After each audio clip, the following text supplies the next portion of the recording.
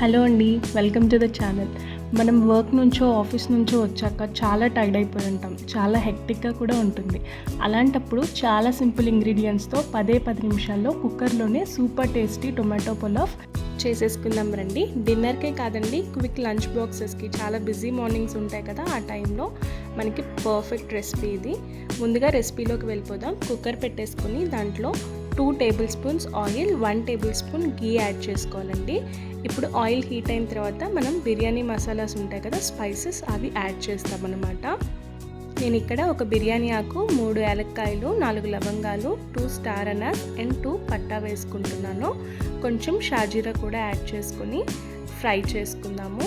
Spices నుంచి aroma release అయిపోయిన తర్వాత 1 కప్ ఆనియన్స్ యాడ్ చేసుకొని ఫ్రై చేసుకోవాలి.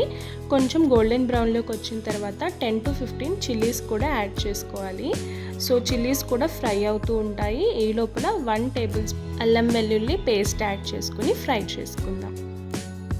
పచ్చివాసన పోయే వరకు ఫ్రై చేసుకోవాలండి. తర్వాత 1 కప్ టొమాటో ప్యూరీని యాడ్ చేస్తున్నాను. ఇది బాగా కుక్ అవ్వాలన్నమాట. ఆయిల్ బయటికి బాగా రిలీజ్ అయ్యే వరకు కూడా మనము కుక్ చేసుకోవాలి. బయటికి రిలీజ్ అయింది కదండి, ఇప్పుడు స్పైసెస్ కూడా యాడ్ చేసుకుందాం. కొంచెం టర్మరిక్ వేస్తున్నాను, పసుపు, 1 టేబుల్ స్పూన్ కారం వేస్తున్నాను, అలాగే కొంచెం కొరియాండర్ పౌడర్, అలాగే గరం మసాలా, సాల్ట్ కూడా యాడ్ చేసుకునేసి ఫ్రై చేసుకోండి. కారం పచ్చివాసన పోయే వరకు ఫ్రై చేసుకోవాలండి.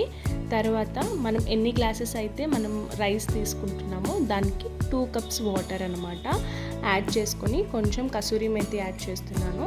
వెంటనే రైస్ కూడా యాడ్ చేసేసుకొని కుక్కర్ లిడ్ పెట్టేసుకొని 3 విజిల్స్ వరకు పెట్టుకుంటే అంతేనండి, చాలా యమ్మీ టొమాటో పులావ్ రెడీ అయిపోతుంది.